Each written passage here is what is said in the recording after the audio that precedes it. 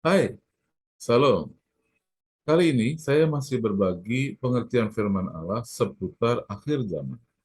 Dan topik yang kita akan bahas kali ini adalah guru palsu.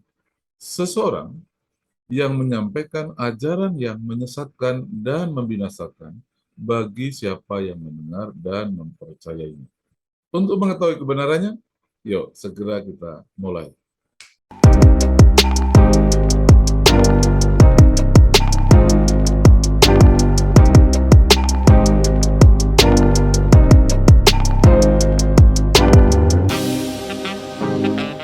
Ya, kita membahas guru palsu, agen iblis untuk menyesatkan dan membinasakan, khususnya orang percaya, anak-anak Tuhan, Anda dan saya. Menjelang kedatangan Tuhan Yesus yang sudah semakin dekat ini, ada 3 kepalsuan yang perlu diwaspadai oleh anak-anak Allah, yaitu guru palsu, nabi palsu, dan Mesias palsu. Guru palsu adalah penyesat yang menyesatkan umat Allah dengan pengajaran palsunya.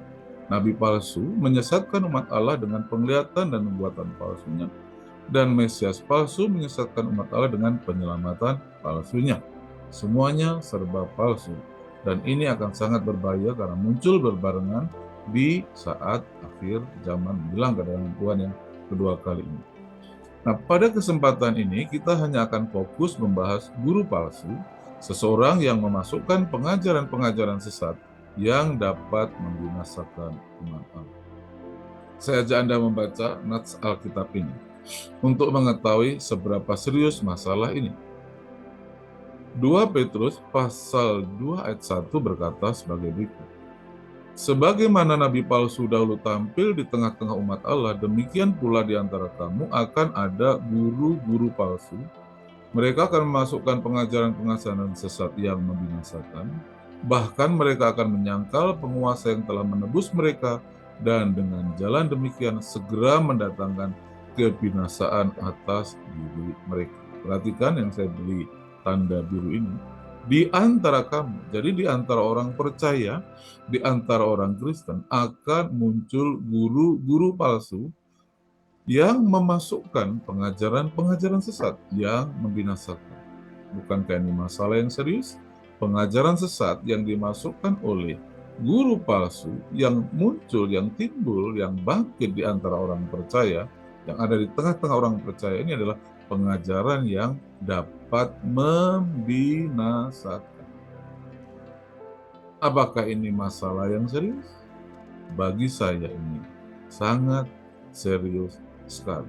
Oleh sebab itu kita perlu memberi perhatian serius kepada topik ini, khususnya Anda, para hamba Tuhan, para pengajar, para pengkhotbah, agar kita semua dapat waspada dan berjaga-jaga, minimal menjaga diri kita sendiri. Oke, kita lanjutkan.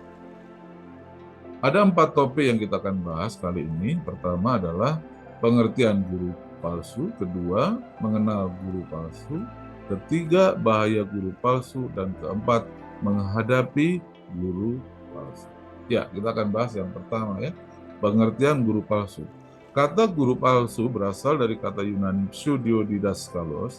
Kata ini terdiri dari kata pseudo dan didaskalos. Kata pseudo artinya palsu atau bukan yang sebenarnya, sedangkan kata didaskalos artinya orang yang mengajar atau guru. Singkatnya, pseudo didaskalos atau guru palsu adalah orang yang mengajarkan yang bukan yang sebenarnya atau yang menyampaikan ajaran yang palsu.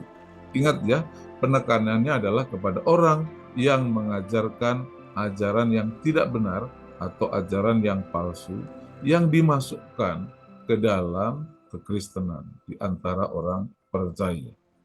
Guru palsu singkatnya adalah seseorang yang menyampaikan ajaran palsu. Artinya, yang diajarkan itu bukan yang sebenarnya atau bukan kebenaran. Itulah sebabnya ajarannya itu berbahaya dan dapat membinasakan barang siapa yang mendengar dan yang percaya.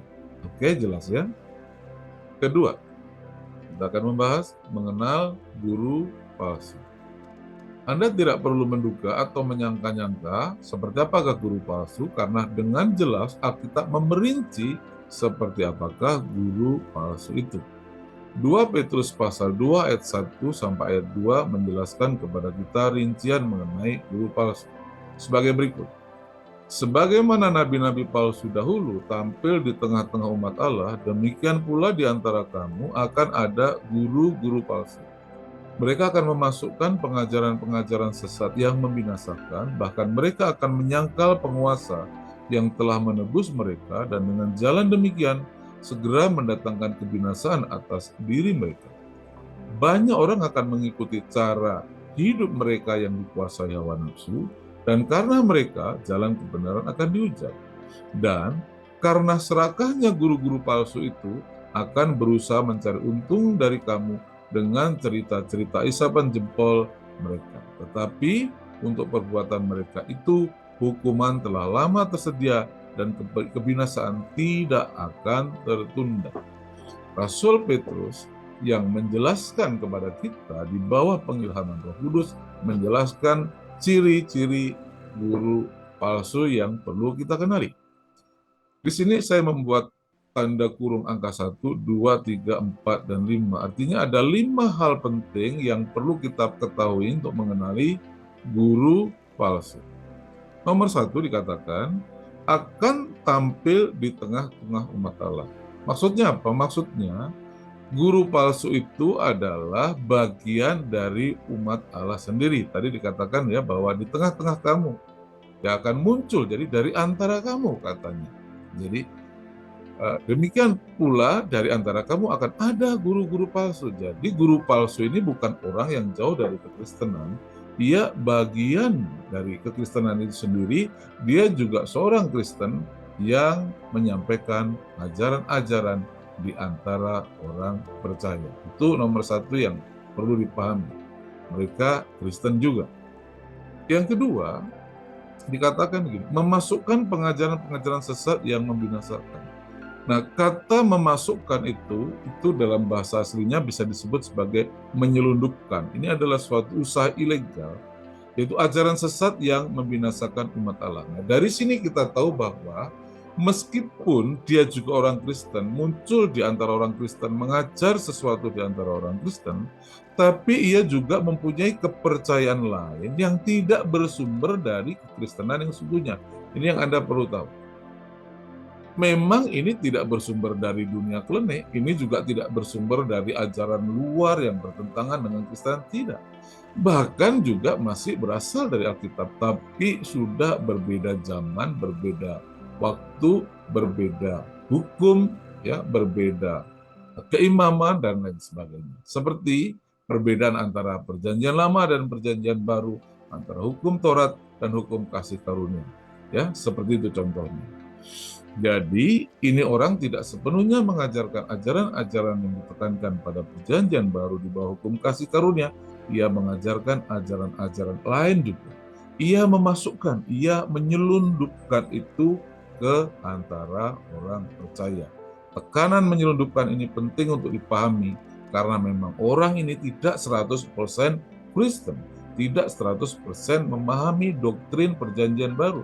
Jika dia Kristen dan paham dengan doktrin Perjanjian Baru, tentulah dia bukan pengajar sesat.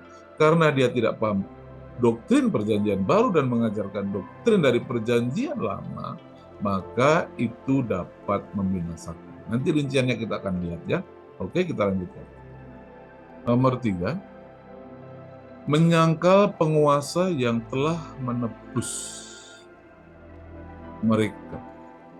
Nah, menarik ya. Tadi sudah saya katakan di poin 2, meskipun ia Kristen, ia menyangkal Yesus sebagai penebus.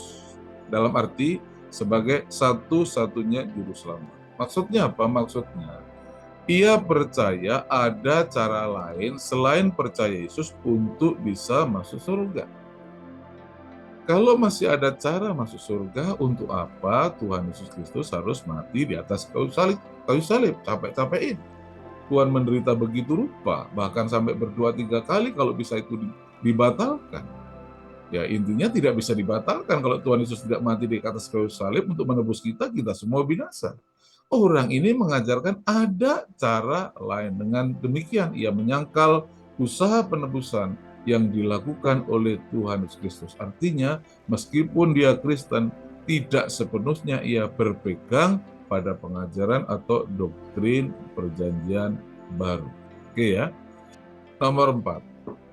Hidup dikuasai oleh hawa nafsu yang mempermalukan kekristenan. Nah, mengapa guru palsu ini hidupnya dikuasai hawa nafsu? Sekali lagi ya, karena guru palsu ini sebetulnya dia tidak sepenuhnya memegang doktrin kekristenan secara 100% atau secara murni. Ada faktor tambahan lain. Dia melihat kekristenan sebagai sesuatu yang berkat-berkat lahiriah, ya, terobosan-terobosan jasmaniah semata-mata, tapi mengabaikan unsur rohani seperti penyangkalan diri yang memang ditekankan dalam Alkitab. Karena itu, ia tidak bisa hidup sepenuhnya di bawah doktrin perjanjian baru. Ia masih dikuasai oleh doktrin yang lain. Akibatnya, hidupnya dikuasai oleh hawa nafsu. Ia menekankan hal-hal yang lahiriah sebagai sesuatu yang jauh lebih penting dibanding hal-hal yang rohani. Kurang lebih seperti itu. Nah, yang nomor 5, manusia serakah yang mencari untung dari umat Allah dengan kesaksian palsu. Perhatikan ini ya.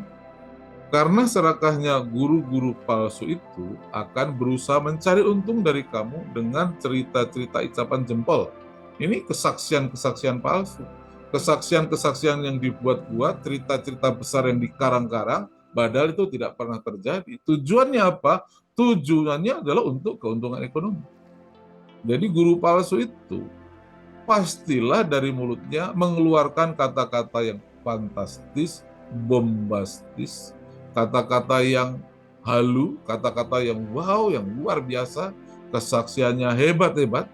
Akan tetapi sebagian dari yang dikatakan itu adalah cerita-cerita isapan jempol atau kesaksian palsu belaka dengan motif untuk mencari keuntungan dari umat Tuhan. Dan kalau Anda bertanya, mengapa ada guru palsu? Inilah alasan besarnya yang sebetulnya. Apa itu? Yaitu motivasinya adalah untuk mendapat keuntungan finansial.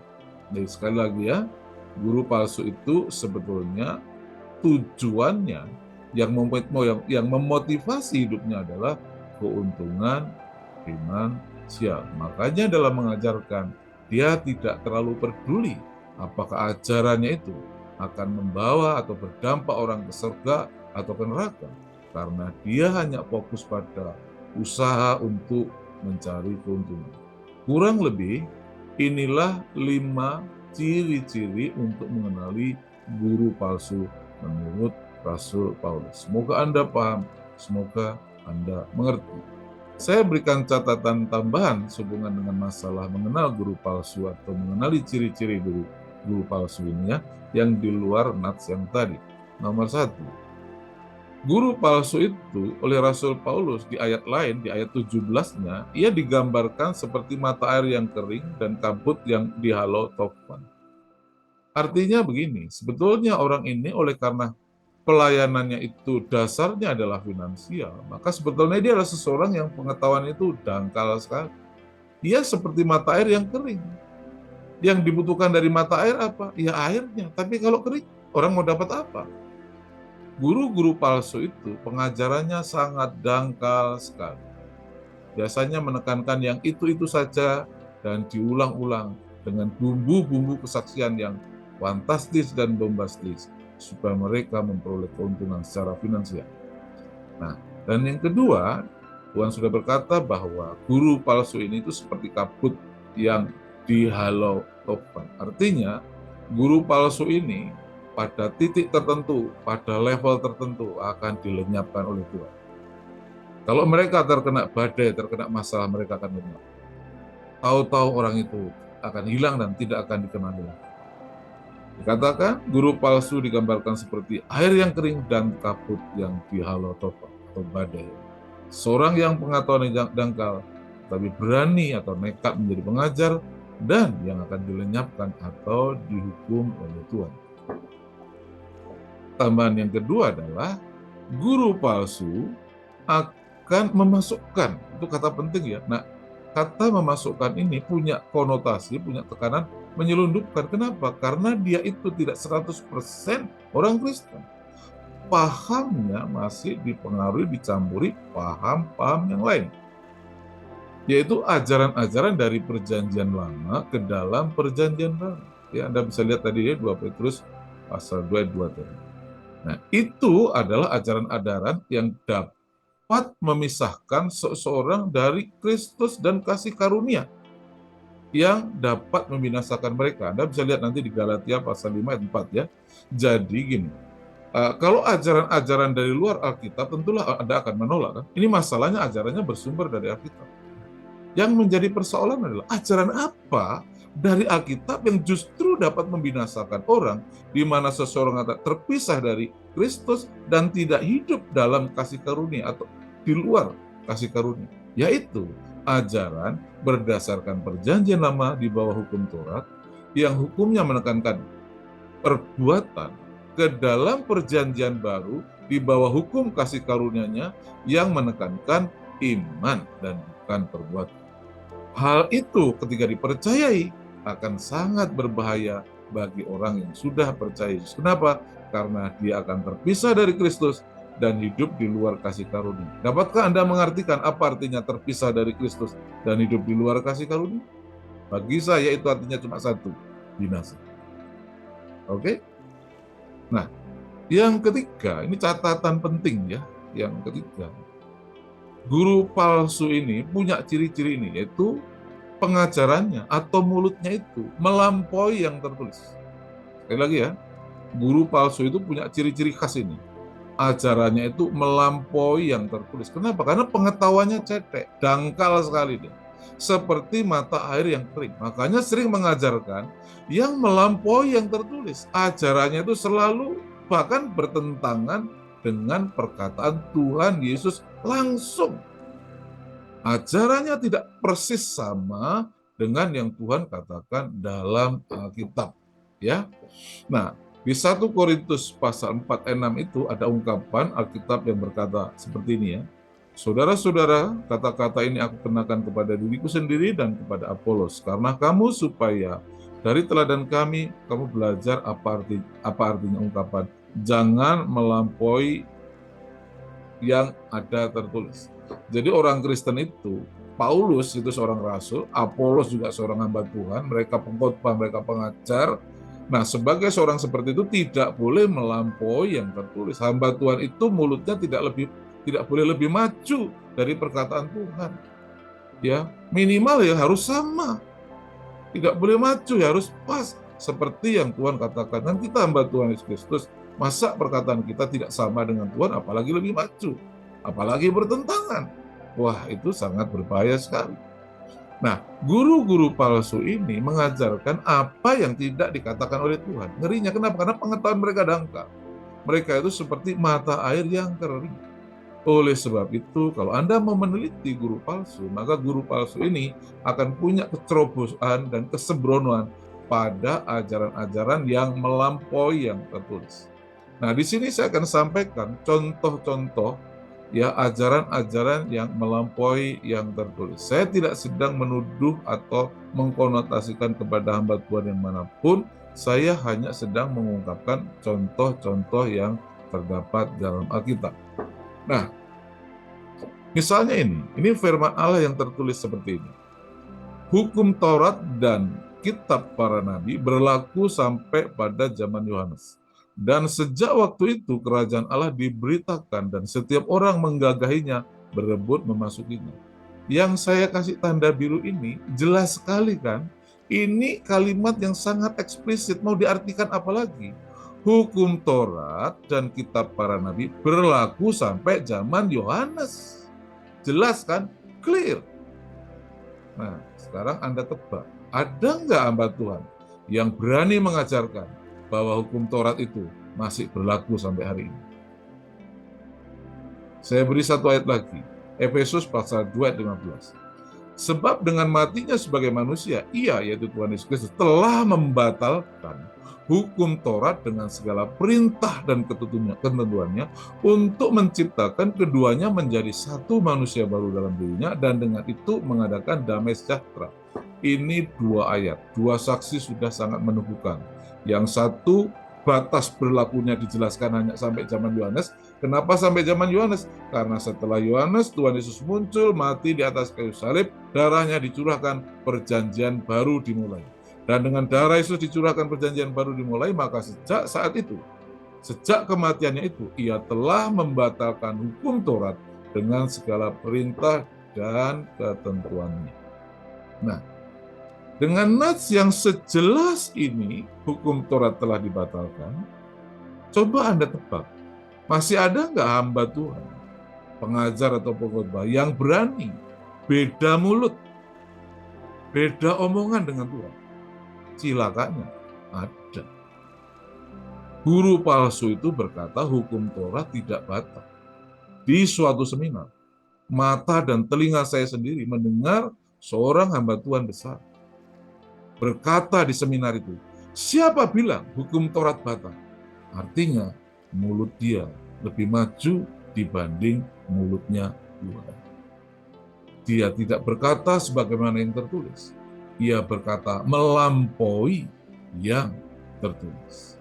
Itu yang sangat mengerikan. Bapak, Ibu, Saudara-saudari. Itulah para guru palsu. Oke, mari kita lanjut. Contoh yang lain, firman yang tertulis adalah, sebab karena kasih karunia kamu diselamatkan oleh iman. Itu bukan hasil usahamu. Perhatikan ya, itu bukan hasil usahamu, tetapi pemberian Allah. Itu bukan hasil pekerjaanmu, jangan ada orang yang memegahkan diri. Jelas ya, kita itu diselamatkan karena kasih karunia yang kita terima oleh iman. Itu bukan hasil usaha kita atau pekerjaan kita atau perbuatan baik kita. Bukan.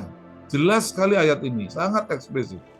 Ayat lain, Titus 3, ayat 4-7 berkata begini, pada waktu itu dia telah menyelamatkan kita, bukan karena perbuatan baik yang telah kita lakukan, tetapi karena rahmat-Nya oleh permandian kelahiran kembali dan oleh pembaruan yang dikerjakan oleh Roh Kudus. Perhatikan ya, kita diselamatkan oleh rahmat-Nya, oleh pekerjaan Roh Kudus. Tidak ada usaha pekerjaan kita dalam ayat ini. Yang sudah dilimpahkannya kepada kita oleh Yesus Kristus, Juru Selamat kita. Supaya kita sebagai orang yang dibenarkan oleh kasih karunia berhak menerima hidup yang kekal sesuai dengan pengharapan kita. Ayat ini begitu eksplisit menyatakan bahwa Dia telah menyelamatkan kita bukan karena perbuatan baik yang telah kita lakukan. Mau apa lagi?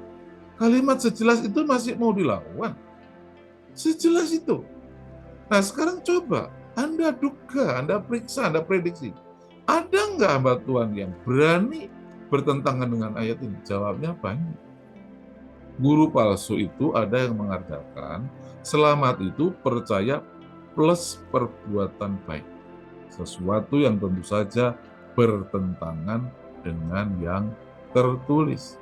Kita diselamatkan bukan karena perbuatan baik kita, tapi ada yang mengajarkan, kalau mau masuk selamat, masuk surga, kamu harus berbuat baik. Bukan sebaliknya, karena kamu sudah selamat, kamu harus berbuat baik. Bukan itu yang ditekankan. Kalau kamu mau masuk surga supaya selamat, kamu harus berbuat baik. Ia menafikan, ia mengenyahkan, ia membuang pekerjaan Tuhan Yesus Kristus dan Roh Kudus dalam menyelamatkan manusia, di mana perbuatan baik manusia itulah yang menjadi penyelamatnya. Bukankah ini mulutnya lebih maju dari perkataan Tuhan sendiri?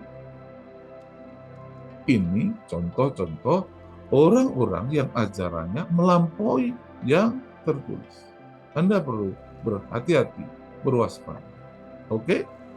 Contoh lain dari melampaui yang tertulis adalah masalah akhir zaman sehubungan dengan rapture atau pengangkatan. Tertulis dalam Alkitab sebagai berikut ya, yaitu tertulis pada Matius 24 ayat 29 sampai ayat 31. Ini perkataan Tuhan Yesus Kristus sendiri pada waktu menjawab pertanyaan murid-murid tentang tanda-tanda kedatangan Tuhan. Dari sekian banyak hal yang Tuhan jelaskan, Tuhan menjelaskan bagian yang penting ini yang membahas tentang rapture atau pengangkatan yang dimaksud itu. Dikatakan ayat ini sebagai berikut. Segera sesudah siksaan pada masa itu, matahari akan menjadi gelap dan bulan tidak bercahaya dan bintang-bintang akan berjatuhan dari langit dan kuasa-kuasa langit akan goncang. Pada waktu itu akan tampak tanda anak manusia di langit dan semua bangsa di bumi akan meratap dan mereka akan melihat anak manusia itu datang di atas awan-awan di langit dengan segala kekuasaan dan kemuliaannya. Dan ia akan menyuruh keluar malaikat-malaikatnya dengan meniup sangkakala yang dahsyat bunyinya, dan mereka akan mengumpulkan orang-orang pilihannya dari keempat penjuru bumi, dari ujung langit yang satu ke ujung langit yang lain. Dari perkataan Tuhan ini ada 4 kronologi peristiwa penting yang kita perlu pahami. Yang pertama adalah segera sesudah siksaan pada masa itu. Jadi waktu itu terjadi siksaan besar. Ingat ya, ini terjadi dulu. Siksaan ini adalah masa kesusahan besar di zaman Antikris. Oke? Segera sesudah siksaan ini masanya berakhir, maka matahari akan menjadi gelap, ya, kronologi yang kedua, matahari akan menjadi gelap dan bulan tidak bercahaya dan bintang-bintang akan berjatuhan dari langit dan kuasa-kuasa langit akan goncang. Ini kronologi yang kedua. Nah, setelah matahari benda-benda langit yang mengalami kegoncangan, kronologi yang ketiga adalah tampak tanda anak manusia di langit. Nah, jadi setelah siksaan ada kegoncangan benda-benda langit, kemudian tidak lama lagi Tuhan datang.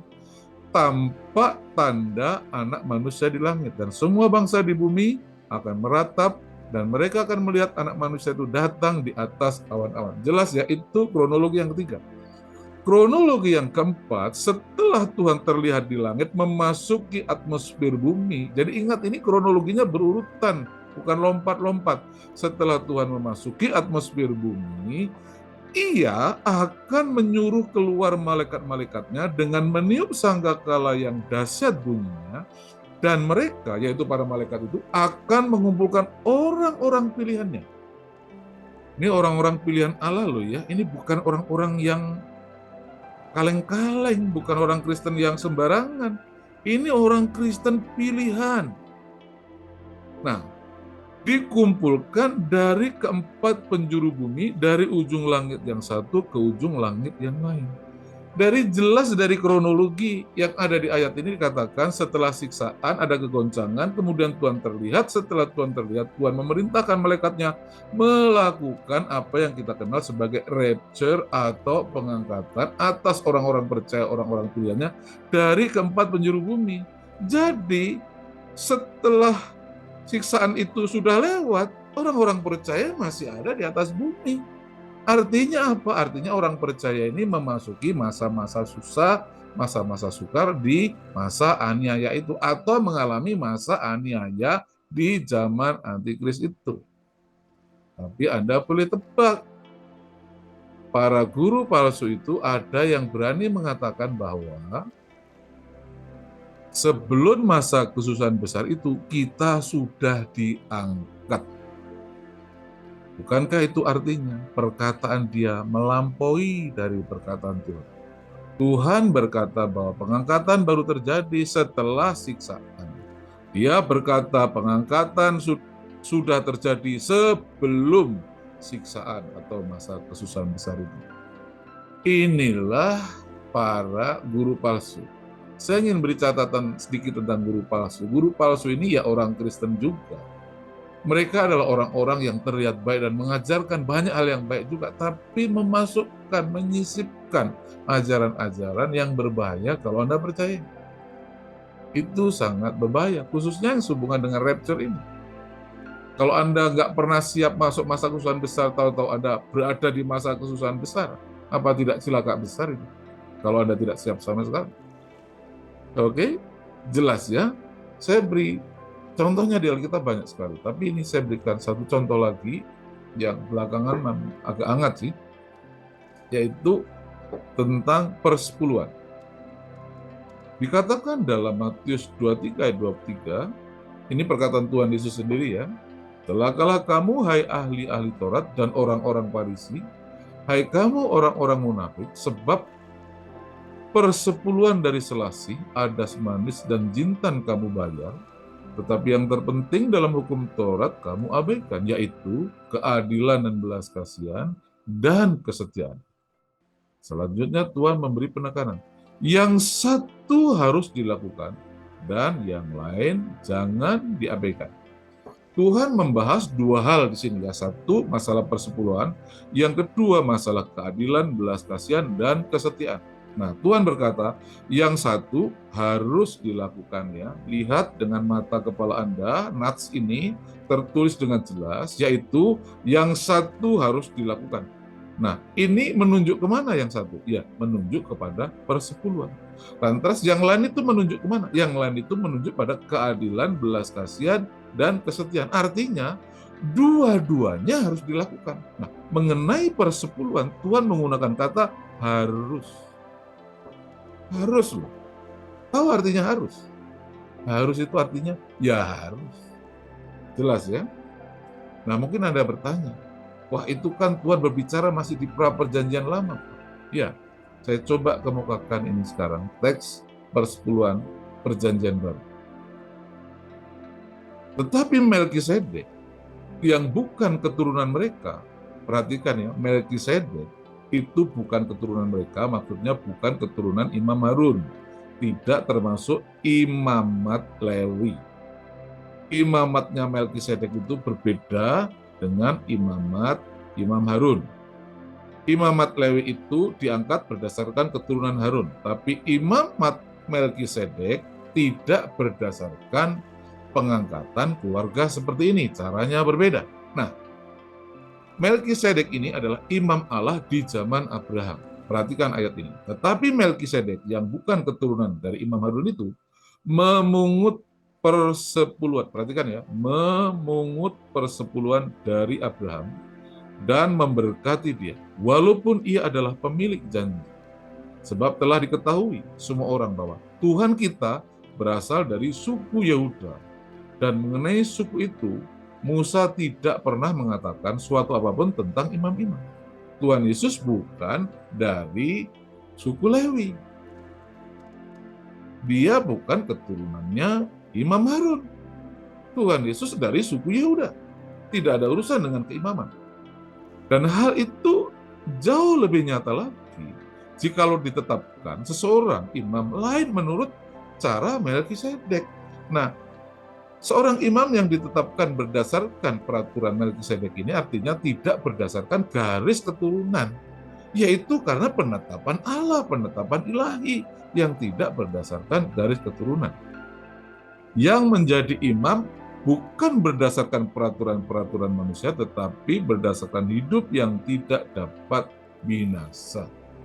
Nah, sebab tentang dia diberi kesaksian. Ini tentang Yesus ya. Engkau adalah imam untuk selama-lamanya menurut peraturan Melkisedek.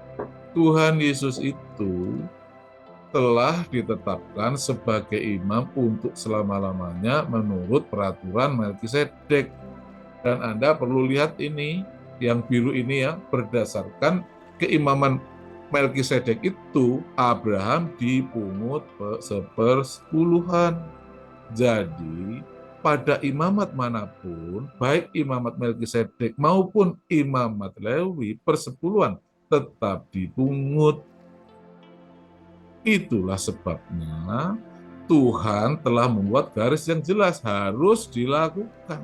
Nah, sekarang Anda tebak, adakah para pengkhotbah atau pengajar yang menyatakan bahwa membayar sepersepuluhan itu tidak harus? Coba Anda tebak. Anda boleh cari itu di YouTube. Anda akan terkejut. Akan ada yang berani ngomong seperti itu. Mengapa? Ya, karena mereka melampaui yang tertulis. Pada waktu ngajar itu nggak baca ayatnya. Maklum, airnya cetek, airnya kering. Jadi dia mengajarkan apa yang tidak dia pahami. atas nama Tuhan. Ngeri nggak? Oke? Nah, yang ngerinya itu ada yang berani berkata apa? Ya guru palsu berani berkata apa? Persepuluhan itu tidak harus. Perhatikan ini, saya beri garis bawah. Harus dilakukan. Nah, yang sini saya beri garis bawah apa? Tidak harus. Tuhan bilang harus, dia bilang tidak harus. Inilah guru palsu. Dia tidak sepenuhnya salah, tapi ia memasukkan ajaran-ajaran yang palsu, yang tidak benar, yang dapat membinasakan kalau orang percaya. Ini contohnya. Jadi Anda harus berhati-hati dan berwaspada hidup di akhir zaman ini. Apapun yang diajarkan, cek ulang, cari periksa ayatnya. Kalau tidak ada ayat eksplisit tertulis seperti itu, jangan dipercaya. Siapapun yang mengajarkan itu, malaikat sekalipun. Karena tak boleh ada yang bertentangan dengan apa yang Tuhan katakan. Tidak boleh ada yang melampaui apa yang tertulis. Oke? Semoga Anda mengerti. Nah, sekarang kita akan bahas bagian ketiga, bahayanya guru palsu ini. Saya ingin bacakan ulang beberapa ayat tadi. Yang pertama, 2 Petrus 2 ayat 1. Sebagaimana nabi-nabi palsu dahulu tampil di tengah-tengah umat Allah, demikian pula di antara kamu akan ada guru-guru palsu. Mereka akan mengasukkan pengajaran-pengajaran sesat yang membinasakan. Ini membinasakan ya. Bahkan mereka akan menyangkal penguasa yang telah menebus mereka, dan dengan jalan demikian segera mendatangkan kebinasaan atas diri mereka sendiri. Guru palsu ini yang akan binasa. Itu kata Tuhan. Nah, sekarang saya ingin kutip ayat penting di Galatia 3 ayat 10 sampai ayat 12 ini. Sering guru palsu itu dalam menyisipkan ajaran-ajaran palsunya, khususnya ajaran yang membinasakan itu adalah ajaran yang didasarkan pada hukum Taurat ini. Perhatikan ini. Karena semua orang yang hidup dari pekerjaan hukum Taurat berada di bawah kutuk. Sebab ada tertulis, terkutuklah orang yang tidak setia melakukan segala sesuatu yang tertulis dalam kitab hukum Taurat. Dan bahwa tidak ada orang yang dibenarkan. Nah, kata dibenarkan itu sama dengan artinya diselamatkan. Karena pembenaran itulah kunci dari penyelamatan. Orang yang dibenarkan, dia diselamatkan. Kalau orang tidak dibenarkan, dia tidak selamat. Nah, dan bahwa tidak ada orang yang dibenarkan, itu artinya tidak ada orang yang diselamatkan di hadapan Allah karena melakukan hukum Taurat adalah jelas. Itu sudah jelas kata Rasul Paulus. Kenapa? Karena orang benar akan hidup oleh iman. Sedangkan dasar hukum Taurat bukanlah iman, melainkan siapa yang melakukannya akan hidup karena iman. Nah, nomor 1 hukum Taurat sudah dibatalkan. Dan kalau orang masih mengandalkan kebenaran dari hukum Taurat dengan mengandalkan perbuatannya sendiri, cilakalah dia. Bagaimana dia bisa selamat? Tuhan Yesus mati di atas kayu salib. Keselamatan diberikan secara gratis itu supaya orang bisa selamat. Gratis saja orang masih ada yang ke neraka. Ini masih berusaha lagi melakukan perbuatan yang benar di luar hukum kasih karunia. Ya tidak terjadi apa-apa. Dan itu sangat berbahaya, saudara-saudari. Satu nats lagi yang saya mau tambahkan, perhatikan ini. Kamu lepas dari Kristus jikalau kamu mengharapkan kebenaran oleh hukum Taurat. Kamu hidup di luar kasih karunia. Jadi, modus operandi dari guru palsu adalah ia menyampaikan ajaran-ajaran yang dibangun dari hukum Taurat, dengan harapan supaya orang mulai mempercayai. Ya, beberapa hal ditekankan seperti hari Sabat ditekankan, kemudian dengan nama-nama tertentu ditekankan, ya, dengan acara-acara, upacara-upacara tertentu, alat-alat tertentu ditekankan, hari-hari tertentu ditekankan. Padahal itu semuanya adalah gambaran-gambaran yang wujudnya adalah Tuhan Yesus Kristus, dan Tuhan Yesus Kristus sudah datang. Yang gambaran itulah diajarkan. Akibatnya apa? Ketika orang masih mengharapkan kebenaran dari hukum Taurat, Alkitab berkata begini, kamu lepas dari Kristus. Ya, kamu lepas dari Kristus jikalau kamu mengharapkan kebenaran atau pembenaran atau keselamatan oleh hukum Taurat. Kamu hidup di luar kasih karunia. Perhatikan, lepas dari Kristus dan hidup di luar kasih karunia. Artinya apa? Binasa, saudara-saudariku. Bapak Ibu, saudara-saudara yang saya kasih dalam nama Tuhan Kristus, ini tidak main-main. bahaya guru palsu itu menyesatkan dan membinasakan. Perhatikan ayat 1 di pasal 21 Petrus ini. Memasukkan pengajaran-pengajaran sesat yang membinasakan. Ini bisa membinasakan. Kalau orang masih mengharapkan kebenaran oleh hukum Taurat, dia bisa binasa. Itu ngerinya. Jadi, bahaya yang ditimbulkan oleh guru palsu adalah memasukkan ajaran sesat yang membinasakan. Ajaran yang membuat seseorang terpisah dari Kristus dan hidup di luar kasih karunia. Untuk memperjelas ini, saya ingin membuat ilustrasi sebagai berikut ya. Ilustrasi dari bahaya guru palsu. Kita tahu bahwa di bawah hukum kasih karunia, kita diselamatkan oleh iman, dan karena itu kita hidup bersama dengan Kristus. Ini ya. Jadi, di bawah hukum kasih karunia, oleh iman kita hidup bersama dengan Kristus. Sedangkan, kalau orang hidup di bawah hukum Taurat, hidup di luar kasih karunia artinya maka ia terpisah dari Kristus. Ketika seseorang sudah menjadi Kristen, menerima ajaran-ajaran berdasarkan hukum Taurat dan kemudian mengharapkan kebenaran dari hukum Taurat, yang terjadi adalah orang ini terpisah dari Kristus. Terpisah dari Kristus itu artinya hidup di luar kasih karunia, tidak dapat anugerah keselamatan lagi. Ia tidak bisa diselamatkan oleh imannya lagi. Ia harus berusaha dengan kekuatannya sendiri, bukan berdasarkan anugerah lewat penebusan dan karya Roh Kudus yang bekerja dalam diri seseorang. Saya ingin kutipkan Galatia pasal 3 ayat 11 tadi ya. Karena semua orang yang hidup dari pekerjaan hukum Taurat berada di bawah kutuk, sebab ada tulis, terkutuklah orang yang tidak setia melakukan segala sesuatu yang tertulis dalam dalam kitab hukum Taurat, dan bahwa tidak ada orang yang dibenarkan di hadapan Allah karena melakukan hukum Taurat adalah jelas. Jadi sudah jelas, di bawah hukum Taurat tidak ada yang diselamatkan. Kenapa? Karena orang benar akan hidup oleh iman. Jadi, ketika orang ini tadi di sini selamat, kemudian dia keluar, terpisah dari Kristus dan hidup di luar kasih karunia, artinya apa? Artinya binasa. Dia kehilangan Kristus dan kehilangan kasih karunia. Jelas ya?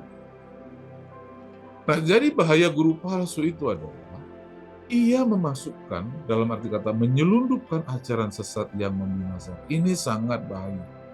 Bahaya sekali. Anda perlu berjaga-jaga. Ya, kita akan lanjutkan pada materi selanjutnya. Keempat, cara menghadapi guru palsu. Ada dua cara yang saya bisa sarankan kepada Anda bagaimana menghadapi guru palsu ini. Nomor satu adalah, kalau Anda mau menghadapi guru palsu yang dangkal itu sebetulnya ya gampang sekali. Caranya adalah Anda harus mengerti ajaran-ajaran pokok dalam perjanjian baru. Jadi kalau Anda jadi orang Kristen tidak menguasai ajaran pokok dalam perjanjian baru, yaitu salah Anda. Kenapa waktu begitu banyak, begitu lama, kenapa nggak belajar sungguh-sungguh? Khususnya yang berhubungan dengan jaminan keselamatan dalam Yesus. Kenapa? Karena para guru palsu itu sebenarnya tidak menguasai pokok-pokok ajaran yang mereka kemukakan. Mereka banyak ngomong, banyak kesaksian, tapi tidak paham hakikat. Oleh sebab itu ajarannya banyak yang salah, banyak yang menyimpang, banyak yang melampaui dari yang tertulis. Oke? Jadi, kalau Anda mau menghadapi guru palsu, nomor satu yang Anda perlu persiapkan adalah belajarlah menguasai ajaran-ajaran pokok dalam perjanjian baru.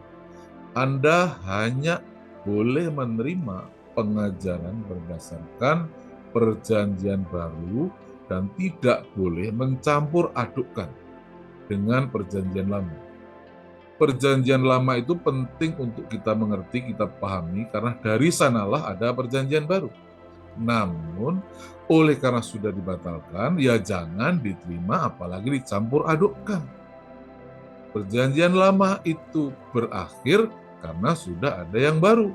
Maka pakailah yang baru dan tinggalkan yang lama.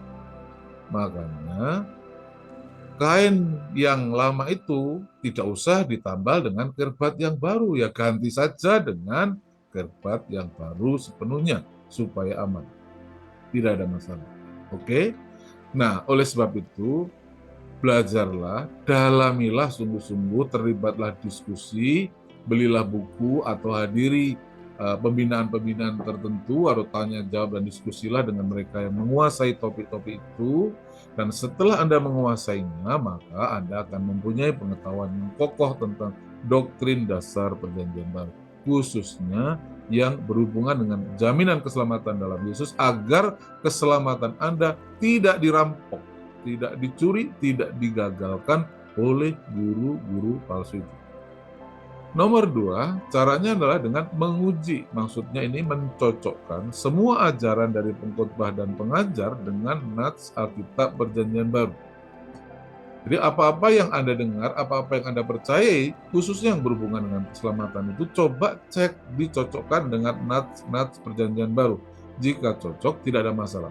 Tapi jika tidak cocok, itu berarti adalah ajaran palsu yang diselundupkan oleh iblis lewat guru palsu untuk menggagalkan keselamatan orang percaya. Anda bisa lihat itu ya, Kisah Rasul pasal 17 ayat 11, tuh jemaat-jemaat Berea itu, mereka kalau mendengar ajaran, kemudian mereka periksa natsnya, mereka lihat apa benar seperti yang dikatakan itu. Nah, itu akan menyelamatkan Anda. Kalau Anda mau meluangkan waktu untuk memeriksa ajaran, mencocokkan dengan nats Alkitab, Anda akan selamat, Anda akan terlindungi, Anda akan terpelihara. Tapi kalau Anda main percaya saja, asal percaya saja, Anda dalam bahaya. Karena tidak semua orang yang muncul dan tampil di tengah jemaat itu adalah guru-guru yang berasal dari Tuhan.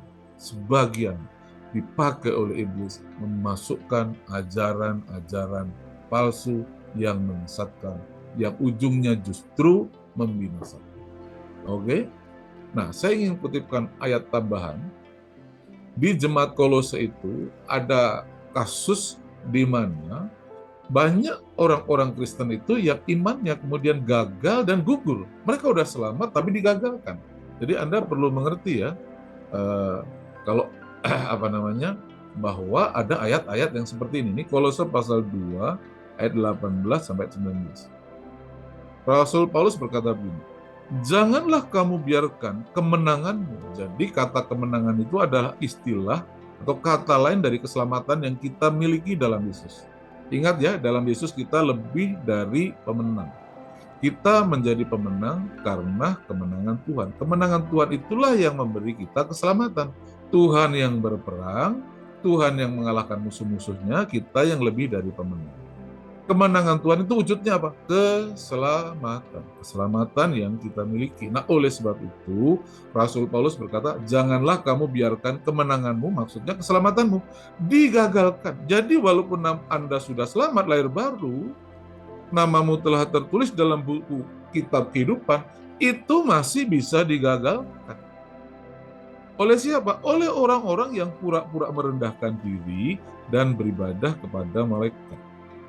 Nah, kalau Anda baca latar belakang mereka ini siapa di ayat 16-nya, itu terkait dengan hukum Sabat, terkait dengan peraturan makanan yang konteksnya kepada hukum Taurat.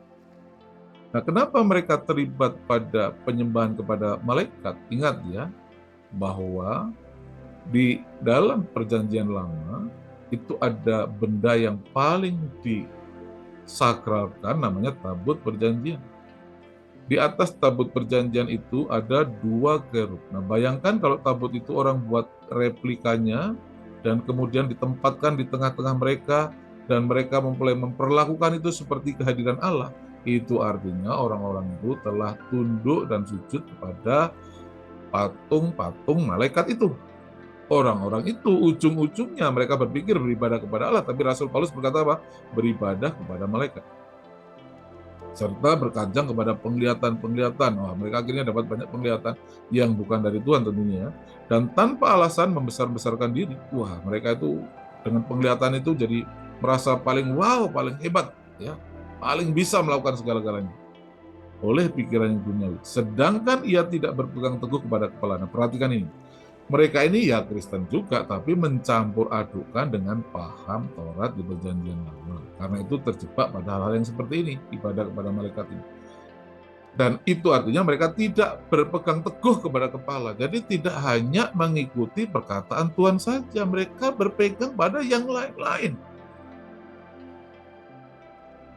Di mana seharusnya seluruh tubuh itu ditunjang, diikat menjadi satu oleh urat-urat sendi-sendi dan menerima pertumbuhan ilahinya dari Kristus. Tapi mereka ini tidak. Nah, orang-orang ini kalau Anda dengar, Alkitab mengatakan apa? Mereka akan menggagalkan keselamatanmu. Gimana caranya? Yang tadi itu, kalau orang mengharapkan kebenaran dari hukum Taurat, ia terpisah dari Kristus dan hidup di luar kasih karunia, yang artinya binasa, artinya keselamatannya gagal. Jadi, guru palsu adalah orang Kristen yang tidak berpegang teguh kepada kepala, yaitu Yesus Kristus. Kalau dia tidak berpegang teguh, Anda ikuti, celakalah Anda. Jadi, hari ini saya mendorong Anda untuk tahu bagaimana cara menghadapi guru palsu. Caranya adalah mengerti dan menguji. Anda harus mengerti doktrin perjanjian baru, Anda harus menguji semua ajaran mereka berdasarkan nats yang tertulis.